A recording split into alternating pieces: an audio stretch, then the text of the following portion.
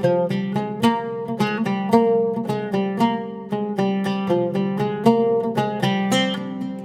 இன்னைக்கு செட்டிநாடு ஸ்பெஷல் பால் பணியாரம் எப்படி செய்யறதுன்னு தான் பார்க்க போகிறோம்.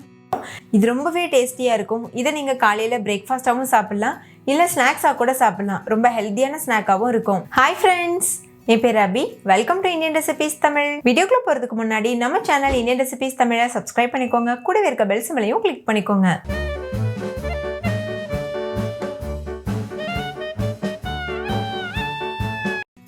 ஃபஸ்ட் இந்த ரெசிபி பண்ணுறதுக்கு ஒரு மிக்சிங் பவுல் எடுத்துக்கோங்க. அதில் ஒரு கப் அளவுக்கு பச்சரிசி சேர்த்துக்கோங்க.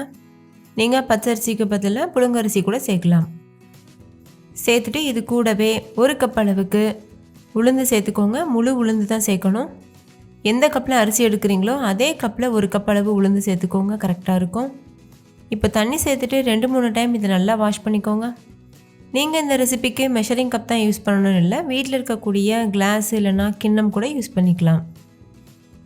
நல்லா வாஷ் பண்ணிவிட்டு தண்ணியை வடித்து எடுத்துக்கோங்க.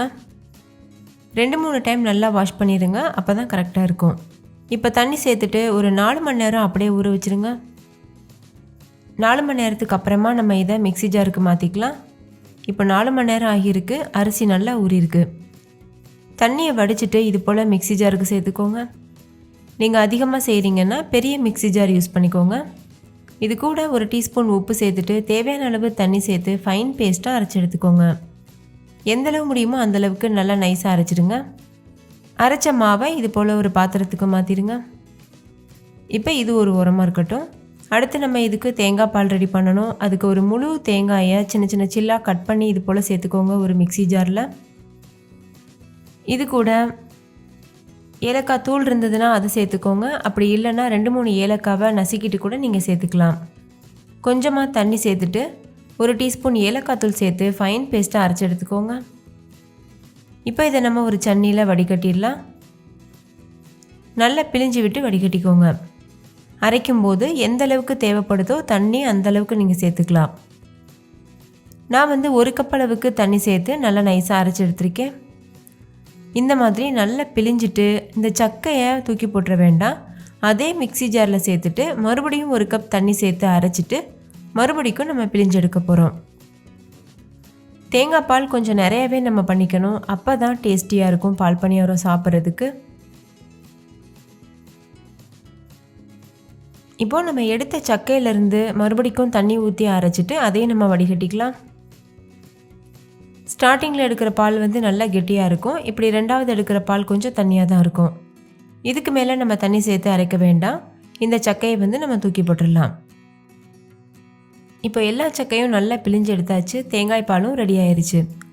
இது கூட நீங்கள் தேவையான அளவு சர்க்கரை இல்லைன்னா நாட்டு சர்க்கரை சேர்த்துக்கலாம். நான் ஒரு அரை கப் அளவுக்கு சர்க்கரை சேர்த்துக்கிறேன். சேர்த்துட்டு இது நல்லா மிக்ஸ் பண்ணிடுங்க, சர்க்கரை கரையிறது வரைக்கும். உங்களுக்கு எந்த அளவுக்கு ஸ்வீட்னஸ் தேவையோ அந்த அளவுக்கு நீங்கள் இனிப்பு சேர்த்துக்கலாம். டேஸ்ட் பண்ணி பார்த்துட்டு அதிகமாகவோ குறைவாகவோ நீங்கள் சேர்த்துக்கலாம். ஓகே, இப்போ தேங்காய் பாலும் தயாராகிருச்சு. இப்போ இது ஒரு உரமாக இருக்கட்டும். நம்ம இப்போ பணியாரம் செய்ய ஸ்டார்ட் பண்ணிடலாம். நான் இன்றைக்கி 2 மெத்தடில் பணியாரம் செய்து காமிச்சிருக்கேன். ஒன்று இது போல் கொட்டாச்சியில் சின்னதாக ஓட்டை போட்டுட்டு இதில் நம்ம மாவை சேர்த்துட்டு அதுக்கப்புறமா எண்ணெயில் பொரிக்கிற மெத்தட், அதுக்கப்புறம் டைரெக்டாக எண்ணெயில் பொரிக்கிற மெத்தட். ஸோ 2 மெத்தடும் எப்படி செய்கிறதுன்னு தான் பார்க்க போகிறோம். கொட்டாச்சி இது போல் நல்லா சுத்தம் பண்ணிவிட்டு இது போல் ஓட்டை போட்டு வச்சுக்கோங்க. அதில் நம்ம செஞ்சு வச்சுருக்க மாவை நல்ல ஒரு டைம் மிக்ஸ் பண்ணிவிட்டு கொட்டாச்சியில் சேர்த்துருங்க. இந்த கொட்டாச்சி மெத்தட் எதுக்காக பண்ணுறோன்னா குட்டி குட்டி பணியாரமாக கிடைக்கும். அப்போ ஈஸியாக அந்த பாலெல்லாம் நல்லா உறிஞ்சிக்கும், சாப்பிட்றதுக்கும் நல்லா டேஸ்டியாக இருக்கும். அதுக்காக ப்ளஸ் செய்கிறதும் கொஞ்சம் ஈஸியாக இருக்கும். பிகினர்ஸ்க்கெலாம் ரொம்ப சுலபமாக இருக்கும். இப்போ இந்த மாதிரி மாவை சேர்த்துக்கோங்க. மாவோட கன்சிஸ்டன்சி பாருங்கள், இந்த அளவுக்கு இருக்கணும். ரொம்ப கெட்டியாக இருந்ததுன்னா பணியாரம் நம்ம எண்ணெயில் பொரிக்கும் போது வெடிக்க ஆரம்பிச்சிடும். அதனால் கன்சிஸ்டன்சி ரொம்ப ரொம்ப முக்கியம். நீங்கள் கொட்டாச்சியில் மாவை சேர்க்கும்போது ஒரு கையில் அந்த ஓட்டையை அடைச்சிட்டு அதுக்கப்புறமா தான் மாவை சேர்க்கணும். அதுக்கப்புறம் எண்ணெயில் விடும்போது இந்த மாதிரி தான் விடணும். அதாவது அந்த ஓட்டையை அடைச்சி எடுக்கணும். பாருங்கள், அந்த மாதிரி விரலை வச்சு மூடி மூடி திறக்கணும். இந்த மாதிரி. இப்போ பாருங்கள், எண்ணெய் நல்லா சூடாயிருச்சு. இந்த மாதிரி நம்ம பணியாரங்களை உள்ளே சேர்த்துடலாம். நான் ஏற்கனவே சொன்னது போல் இது போல் க்ளோஸ் பண்ணி அந்த விரலை நீங்கள் எடுக்கணும். பாருங்கள், இந்த மாதிரி பண்ணும்போது எவ்வளோ குட்டி குட்டியாக அந்த பணியாரங்கள் விழுகுது. இது பார்க்குறதுக்கும் அழகாக இருக்கும், சாப்பிட்றதுக்கும் ரொம்பவே சூப்பராக இருக்கும்.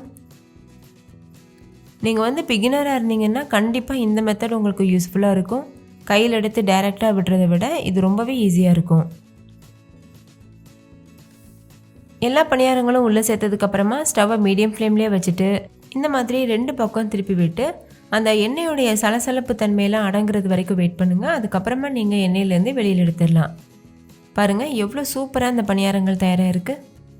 ரெடி பண்ண பணியாரங்களை நம்ம செஞ்சு வச்சுருக்க தேங்காய் பாலில் சேர்த்து மிக்ஸ் பண்ணிவிட்டு ஒரு 10 நிமிஷம் ஊற விடுங்க. அதுக்கப்புறமா நம்ம சர்வ் பண்ணிடலாம்.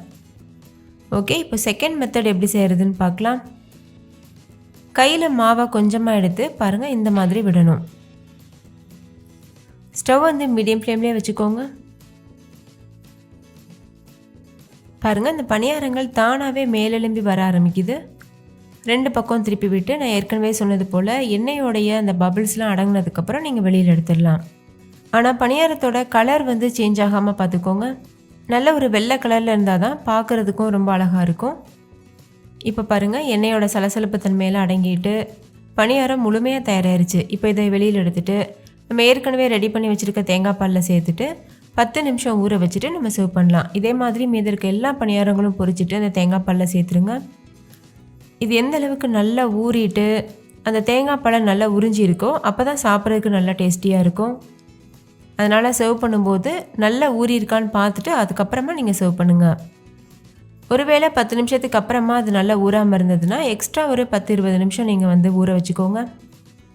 ஓகே, நான் இன்றைக்கி உங்கள் கூட 2 மெத்தட் ஷேர் பண்ணியிருக்கேன். உங்களுக்கு எந்த மெத்தட் கன்வீனியண்ட்டாக இருக்கோ அதுபடி நீங்கள் வந்து செஞ்சுக்கலாம். நீங்கள் இந்த மாவு யூஸ் பண்ணலாம். அப்படி இல்லைன்னா நம்ம இட்லி கரைக்கிற மாவு இருக்குல்ல, அந்த மாவையும் நீங்கள் யூஸ் பண்ணிக்கலாம். ஆனால் அரைக்கிற அன்னைக்கே எடுத்து யூஸ் பண்ணுங்கள், அப்போ தான் நல்லாயிருக்கும்.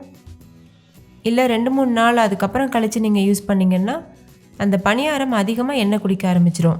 ஸோ ஃப்ரெஷ் மாவு யூஸ் பண்ண பாருங்கள். இந்த மாவு மீதம் இருந்ததுன்னா நீங்கள் ஃப்ரிட்ஜில் ஸ்டோர் பண்ணி வச்சுட்டு 3 நாள் வரைக்கும் கூட யூஸ் பண்ணலாம். ஆனால் மாவை புளிக்க விட்டுறாமல் உடனே நீங்கள் வந்து ஃப்ரிட்ஜில் தூக்கி வச்சிடணும். ஒருவேளை பணியாரம் ரொம்ப ஹார்டாக இருக்க மாதிரி ஃபீல் பண்ணிங்கன்னா கொஞ்சமாக சோடாப்பூ சேர்த்துக்கிறலாம்.